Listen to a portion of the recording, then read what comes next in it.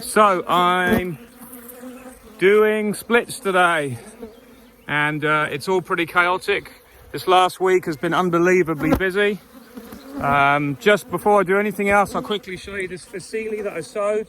This is an update on it. It's grown really well. I don't know if you can see that. So that's all going to flower pretty soon. But here I am, we're in this apiary. It's absolute mayhem, bees everywhere. They're not exactly happy because it's gone cold and it's been cold, and they're actually abandoning swarming now because they can't leave because the weather's been so shite, but to coin a phrase. But I'm actually doing splits. We've got some nice colonies here, full of bees. It's always so easy when you're doing splits and you find the queen. She's in there somewhere. But these aren't the calmest of bees, but they're very productive. Look at that, that's only been on 3 weeks. And that's only 1 week of foraging really, because the weather's been so bad. The super underneath is so full, completely full to the top. And on the top, that's just being finished. So this is what I've got. I've got quite a few nice supers on these hives. We're going to pull this next week. We're just going to blow the bees off, and they're all going to crawl back in the hives. It's the quickest way to do it in the spring. It's a bit brutal, but to be honest, it's the quickest way. Bee escapes are a problem, because if you use bee escapes this time of year, the bees go through the bee escape and then the whole honey goes cold at the top. But we have to get it off quickly. Hopefully it's a warm day. Get the honey off, and then whip it back to the workshop where it's nice and warm with the fire lit, and keep it warm till we extract it. And that's how we work all week. I'll be doing that all week until the honey is off, and then that is done. I've got, say, queens that have come today in the post, so I'm doing these splits for those. Those are the splits I've done today. These here are splits I did last night. And also I had a swarm that was in the top of that tree that's also now in that box. So everything's pretty good. I managed to get that in. So you juggle the two. Those are the empty nukes.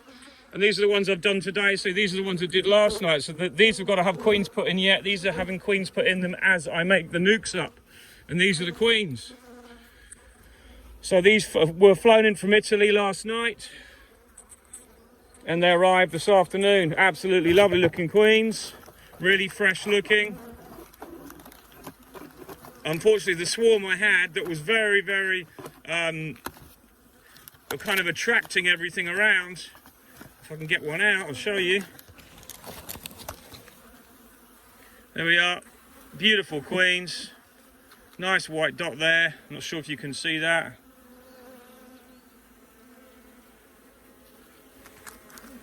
The swarm I had has caused a bit of problem where there's bees everywhere now. And anywhere that had a queen has attracted other bees to it. But I don't know why, but that's obviously just what happens with pheromones. But just a really, really busy week. Just desperately holding on to this weather. Even though it's cold, it's dry. And that has actually been a real help for us. So what I do is I get a queen. I should have picked that one up. When I make a nuke, I get a queen, and if I have enough queens available, what I do is I grab the cage. I do not undo the introduction part at the end of the candy there. I do not undo that. And if you can see that in the light. But on there is a little 2 tabs. And one tab allows the bees in, but the queen can't get out. The other tab allows the queen to get out. But I tend to undo the 2 at the same time. And what we do when we make a nuke, we basically put our queen straight in between the frames like this. We just have to lift that out. One hand, obviously, it's not easy. Queen goes in there beneath the frames. I put her just beneath the top, so it means the bees can run over the top of the frames, and they can run over and access the queen and look after her a bit. You see there, I have to push it down a tiny bit more with one hand. It ain't easy, but they're probably going to bite and spit at her for a while. But if you put the queen in straight away while all this confusion's going on, I'll lower that down in a second when I got to, but see how they can access her now and they can get to her from the other side. And they'll already start feeding her and cleaning her because they know there's no other queen. But it's kind of, if I waited 2 or 3 days, the bees would start making their own queen cells. And that's what, when you have to go in and cut out the cells, but you really need then to wait for 4 or 5 days so that all the eggs that are then hatched into larvae that are doable to make their own queen cells have gone. If you do this straight away and put your queen in straight away, you get around that. Yes, there is sometimes a few queen cells, but her presence is immediately there amid the confusion. So the bees are going to instantly start looking after her. You see them all over the top of her. They're probably more aggressive to her now than they are anything else. But it doesn't matter. She's in there now, and then I'll come back in like 5 days, 6 days. I'll see what the colony looks like. I'll see if they're aggressive to her on top of the cage. Then I'll undo the candy plug. And the thing is, she will be released later in the evening, that evening, when there's no other bees around. And normally you get 100% acceptance with this method. The other way is you wait till they've got cells, you go and cut the cells up. But then for us this time of year, every week is critical. We are now basically doing damage limitation. We've had some swarming. So we're going into every colony again, cutting out all the queen cells. And I've got cells coming out the builder. If a colony is queenless, I don't care if the queen's done. I'm not leaving a cell. I've got queens of my own. I've got hatching all this week. I'm doing a tour of the apiaries at the end of the week. I'm putting in my cells in as a resort. And I've also got more queens coming the following week and the week after that. So what I'm saying is I'm covering all my assets by removing all the cells, so there's no chance of bees going for a second time. And that's the big thing this time of year for me here. We've got 6 weeks now, 6 weeks until the main chestnut tree flow starts and the bramble flow starts. Hopefully we're going to get some rain between now and then. It looks like we probably will. Guaranteed it'll be next Monday morning when we start pulling honey. But the long and short of it is we're now changing our giving space mode to managing colonies in a way that preparing for that summer flow. And then after the summer flow, we immediately go into the autumn mode because you're then treating mites again. The year is so short. So I think this is what I do basically. I take out 3 frames of brood, and the 3rd frame usually has some pollen on and whatever I can find. But in our nuke, I've had so many frames of honey that every nuke has a complete frame of honey. And I can show you here, if I'm very careful, this frame, there's a complete, I don't know if you can see that, it's like a block of honey.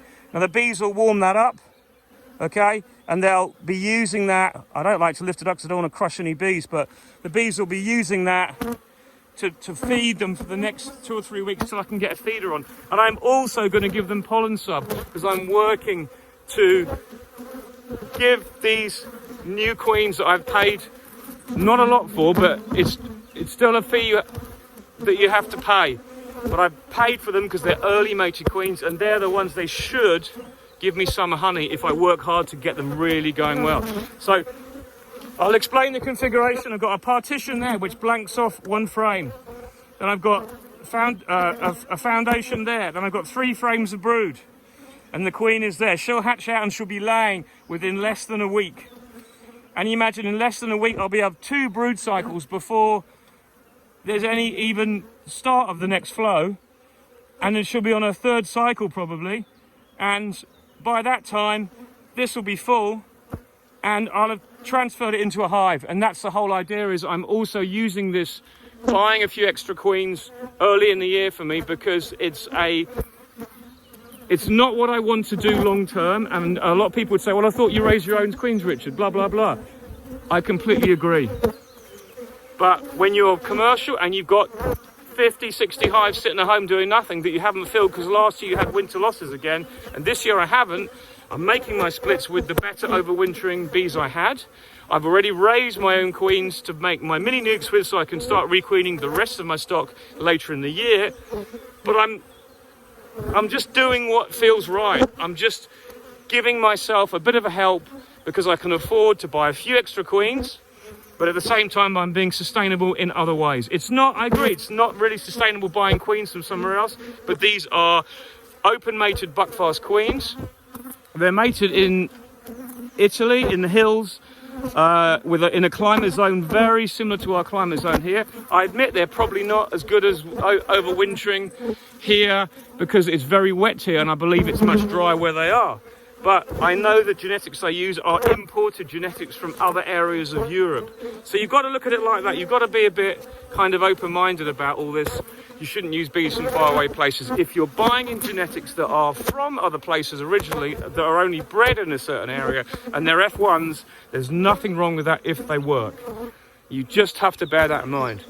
But I just feel that everything's going so well. I'm going to apiaries, I'm finding honey, I'm finding bees that haven't swarmed, and I'm able to, yeah, I've got 1 or 2 in every apiary that's gone, but it's not lost all its bees. And I've got the ability to rectify that, and that is completely normal. And then we just move on from there. And we're going to have a dearth coming up now, and there's loads of honey in the hives that I've left, because I have not actually taken out the honey from the hives when I'm making a split, and I used to historically take out 1 frame of honey and 2 frames of bees and brood, but now I'm not having to do that because I've got all these frames I whipped out from the hives when I did that work when the management was needed, because I got in there and gave that brood space when it was necessary. So I just feel that it's gone really well like that. But there's still about 80 nukes to make, and I better get these bees back in their box, because I've still got this line to do. There's about 4 I can do here, another couple here. These are colonies that were smaller, that they're grown later in the year. You can see that. Everything is absolutely great, to be honest. I'm really, really pleased. It is a bit cold, and it's going to be a bit difficult getting the harvest in, but hey-ho, that's spring. If you ask me in a week how it's gone, and it's gone how it has at the moment, I'll be well happy. Just look at that honey there. That's what I love to see. You know, beautiful frames, lovely bees. Just look at that honey there. Still liquid. Oh, and incidentally, just to say, if anyone asks, has that crystallized yet? No, it hasn't. We've only put our supers on a month ago today. So we've got a week to 2 weeks left to pull this honey. My colleague pulled a bit last week, and he didn't do a humidity test, but he knows that it was just borderline enough. So me waiting another week will be perfect. I've got a spectrometer. I will be testing the honey, but it's very variable here. The problem is we might start pulling honey, and then Monday we might have a flash heat wave, and all the bees will be foraging. There's not much forage left now. It's nearly finished. So you then got nectar in your frames when you're supposed to be pulling cured honey. So it's kind of a little dilemma, but you can do the shake test, and the shake test this time of year is really enough. That's, you shake the frame out. If anything comes out, you know you've got too much liquid. If the majority doesn't come out, you know, and it's capped, obviously it won't move. But if you've got open cells in the supers that honey doesn't come out of, when you shake it hard, you're usually okay. And if you mix that in a barrel with all the other honey, you're absolutely fine. But you can't delay. You can't go, oh, I'll wait a few more days just in case. You just have to make that decision, because it's manpower. My colleagues helping me. I say I've got 180 hives with supers on to take off that honey, and it's got to come off, and I cannot hang around. This is the business. This is how it has to be. You've got to move on. Next week we'll be making more splits with the last load of queens, and I want the honey in the barrel. And then if it crystallizes, it doesn't matter. We can sell it crystallized after that. But loads and loads of work going on. I'm absolutely exhausted, but I'm absolutely loving it. And it's just fantastic. I'm not doing gardening. I haven't been mowing grass for a client. I've been able to just go and get on with my bees when it's necessary. So anyway, enough of my yapping. I apologise for going on and ranting and raving how wonderful it is, but it is what it is. It's all going great, and I will fill you in next week when we have a bit more of an update. But I say all this week is making splits, managing emerging cells, and making mini plus splits as well, and just building, because there's so many drones in the colonies. It's fantastic this year. If we get a bit of warm weather, the mating should be really good. Anyway, onwards and upwards, not moaning at all. It's just brilliant. Take care. Speak to you soon. Bye-bye.